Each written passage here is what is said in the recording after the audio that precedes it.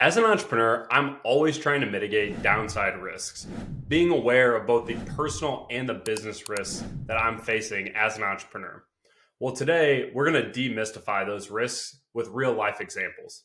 My name is Luke Turner, co-founder of Moment Private Wealth, where we help athletes and entrepreneurs get smarter with their money. Now that you know what we're talking about, risk. When we think about risk for entrepreneurs, we really break risk into two categories. There are the boat sinkers, and there's everything else.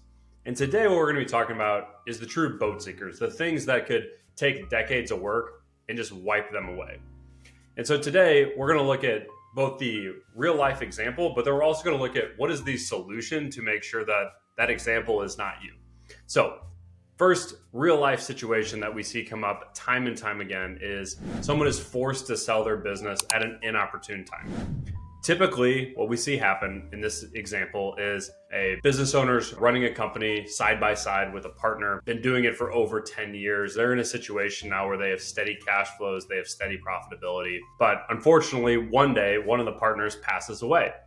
And when they pass away and they look at the operating agreement, they quickly realize that the other partner in the business is now going to have to buy the shares of the second partner that just passed away. And typically when this happens, if you do not have the correct risk management policy in place, you're now in a position where you're either forced to sell or you're forced to renegotiate the operating agreement with typically that opposing spouse. When we think about this situation, how do we actually avoid making sure that this doesn't happen to you in your business, especially if you have a partner? And the way that we look at this as a solution is what's called buy-sell insurance. It's a type of insurance policy that comes into effect when an event happens. So for example, in the operating agreement, it could say, if one or both of the spouses pass away, there are life insurance policies that are then put in place that can pay out the other spouse to buy those shares. Because often what we see is these business owners do not necessarily have the liquidity to actually pay for 51 or 49% of their company. So that's the first business boat sinker to avoid. Okay, the next business boat sinker that we need to be aware of is a situation where a lawsuit potentially crushes your business. So let's look at the real life example. Let's say you're running a successful HVAC business. You have crews out there every day working in residential homes. And one day somebody installs a hot water heater incorrectly and it ends up starting a fire in the house. Fortunately, everyone gets out of the house, but the house actually burns down. And that homeowner now is going to come after you and try to sue you from a lawsuit perspective. And what we oftentimes see is this could be crippling for a company when profitability might be thin or you're reinvesting into growth. And now all of a sudden there's this large out-of-pocket cost that you're now required to pay. So the solution to avoid this is to make sure that you have reviewed your commercial insurance recently and making sure that that commercial insurance is increasing as your business continues to grow.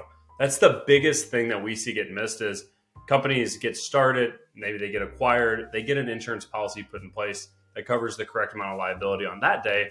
But as their business continues to grow, they're not reviewing this and looking at it. It's something that gets put on the back burner.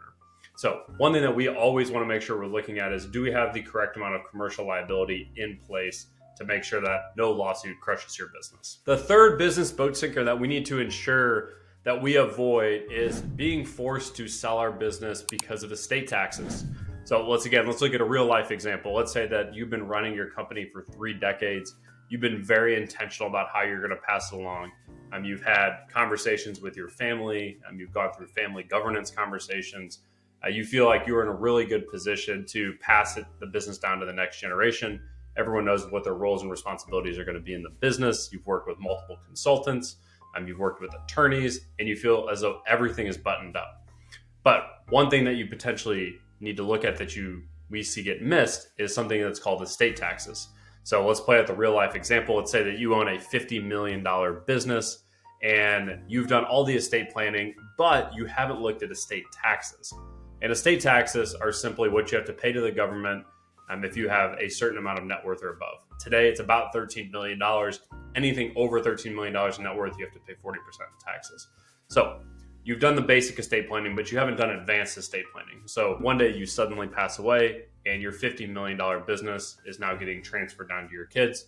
But what nobody realized was that you were going to have to pay taxes on any net worth above that $13 million number. So in this example, you would owe about $13 million in taxes at your death. And oftentimes what we see is business owners don't have that liquidity, but rather that liquidity is tied up in their business. And then what ends up happening is that second generation or that next generation is now forced to sell the business when that was never the intention. In order to avoid that type of situation, what is the best solution to look at? And really, it's twofold. One, it's doing proper estate planning and truly doing advanced estate planning. And then two, typically what we see is what are called second to die insurance policies. These are insurance policies that get paid out in the event that there's an estate tax bill. So that insurance policy will actually pay the estate taxes. So that way the business isn't affected and it gets passed down exactly as you desired. So now that you know about the business boat sinkers, let's move on to the personal boat sinkers. Okay, so let's look at the first personal boat sinker that we most frequently see happen. So if you're watching this video, you're probably an entrepreneur, you're probably busy, and likely you are not going to fix everything in your house that breaks. So a real life example here is your roof starts to leak. So you call up your neighbor, send them a text. You say, do you know anybody who can help fix the leak in this roof? And they send you back a phone number with their guy, who they tell you is a low-cost provider. It does really great work. And this guy shows up to your house, seems like a really great guy, seems like he's going to do really great work, hops up onto your roof, fortunately slips, falls off the roof, and breaks his leg. Unbeknownst to you, he was just coming out kind of on the side, trying to fix some roofs, trying to make a little bit of extra money, but didn't actually have a business incorporated, didn't have business insurance, and now is coming after you and trying to sue you for something that happened on your premises. And unfortunately, a lot of people don't understand that when you have people coming out to your house to fix different things, that's a question you always need to ask. But if you're in this situation, how do you make sure that you protect yourself? What's really the solution? And the solution goes back to making sure that you have the right personal lines of insurance. So when we think about property and casualty insurance, specifically homeowners insurance policies, there's something called liability coverage on your home, which means that if something happens at your home on your premises, the insurance company is going to pay out a certain amount of dollar based on what's on your policy. Typically, the max that you can have on a home is around $500,000 to $1 million. But if you have the correct amount of coverage on your home, the second thing you should always look into having is what's called an umbrella policy. So an umbrella policy, again, is a way that you can have an overarching liability coverage over and above what's actually on your personal insurance. And typically these policies are only costing hundreds or maybe a couple $1,000s depending on how much you actually have. So that's one way to make sure that we avoid that boat sinker, that loss that could come to you personally. The second personal boat sinker that we need to make sure that we avoid is making sure that we are not losing income that your family needs. So the real life example here is you spent the last decade building your business. As you built your business, your wife is now able to stay home with your kids, and you built a great life for your family. But your business still requires you to actually operate inside of the business in order to have the income that you have the lifestyle that you have. And unfortunately, one day, something suddenly happens at work and you pass away. Without the right coverages in place, now your income is completely gone from your family. And this truly is a personal boat sinker that can happen to families time and time again, because no one ever thinks that's going to happen to them until typically it's too late. So the solution that we like to look at here is just typical life insurance. A lot of times what we see is the most effective tool is term life insurance. It's typically the most cost-effective tool to put in place to make sure that the income that you're making today is going to be protected in the future for your family, to make sure that they can continue living their lifestyle regardless of if something were to happen to you or not. All right, and now the third personal boat sinker that we oftentimes see is a situation where assets get passed down and creditors now can access the funds that you pass down. So typically what we see is when somebody has a successful exit, they have liquidity and they want to pass those assets down to their kids. The last thing that they want to happen is they pass those assets down to their kids. Those assets end up getting taken away by either a divorcing spouse or a creditor.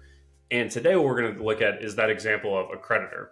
So the real life example is here, say you had a successful exit, you have a $20 million liquid net worth, you pass those assets down to your kids, and so you have two kids, they each get $10 million, and one of those kids goes out and starts a startup, and they go out and they raise capital from a bank, and they're in a position now where unfortunately the startup fails, and those creditors now are going to come after them. And in this example, we're going to say that they took the assets out of your trust, they were in their individual name, and now the creditors can actually access those funds and they can take them when there's a liability that is owed to that bank. And the solution for this, to make sure that this gets avoided, is to ensure that assets that you are passing down are in life trust. Life trust is just a fancy term for an irrevocable trust that gets put in place at the time that you die. And it puts you in a position that those assets are then completely out of your heirs' estate, and it protects them from those creditors. So regardless of what would happen with that startup, there would not be a way for those creditors to then come over and access those funds. So I hope you guys enjoyed hearing a little bit more about both business boat sinkers and personal boat sinkers. If you're at all confused about your risk management plan today, or confused about different liabilities that you think you may have and wondering if you are properly protected, please feel free to check out the link below and schedule a call with a Moment Founder today.